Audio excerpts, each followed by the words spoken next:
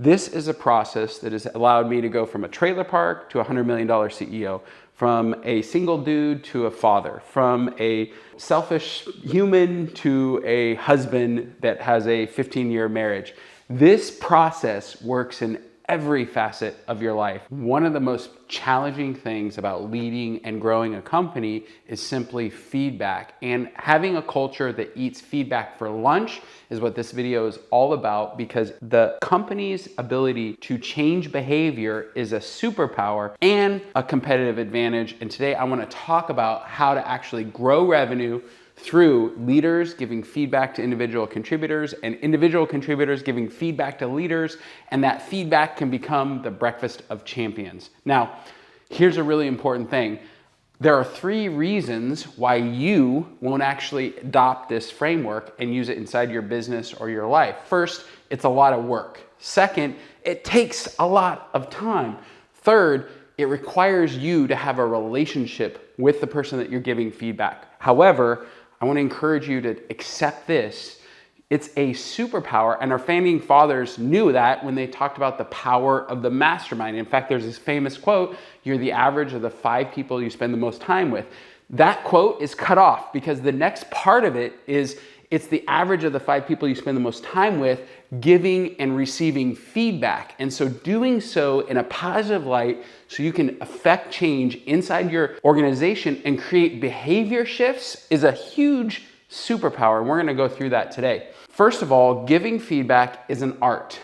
It is not a science. You actually have to do it in this 3-step process. The first step and the most important thing is building trust. You have to know that the person on the other side of either giving or receiving feedback actually trusts that we're aligned, that you care about them and you want them to win. That's the number 1 thing that has to exist. The number 2 is you have to be aligned in your goals, meaning everybody's got to have that one goal. Everybody's got to have that one thing that they're going for. We all know that somebody's given us feedback when their goals are not aligned with our goals, and we know what happens when that exists. It's deflective.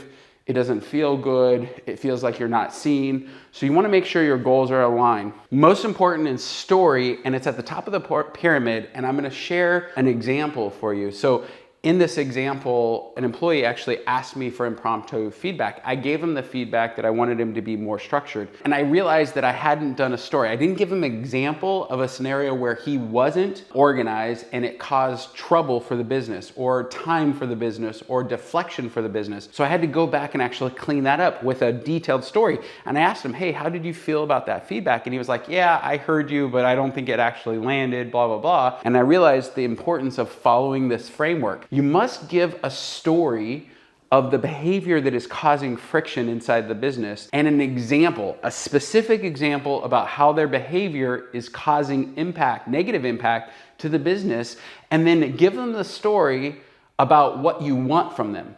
I'd like you to be more disciplined, and here's an example of what I'd like to have happen, and here's the benefit for you, and here's the benefit for the company.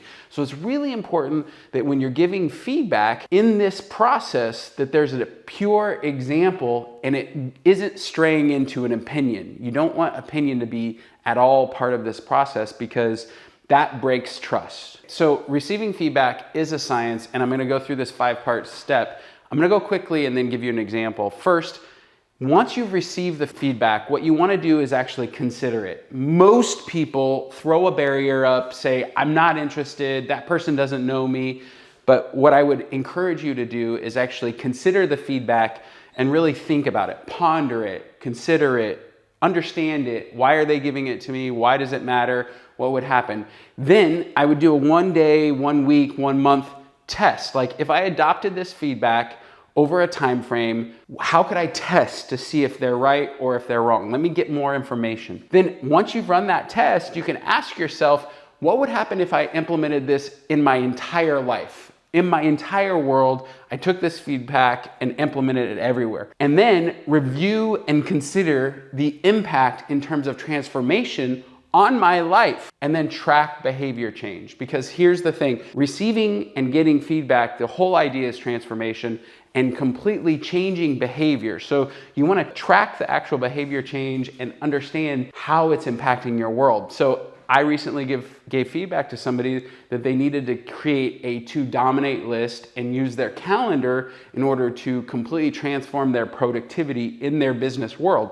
What was great about that test is they considered it, they ran a 1-week test, then they actually tracked and checked like, oh my gosh, this is impactful in this one area. I wonder how could I impact this in every area of my life? They reviewed and considered it, and then now they're just simply more transformed and more productive. That's an example of taking feedback and actually implementing it to create transformation in your life. Here's what I want for you in life. 1, as a leader, I want you to be able to transform the people that work with you and for you. As a human, I want you to give and receive feedback so that you personally can transform who you are and achieve your dreams and goals in life. This is a process that has allowed me to go from a trailer park to a $100 million CEO, from a single dude to a father, from a selfish human to a husband that has a 15-year marriage. This process works in every facet of your life, and I dare you to adopt it.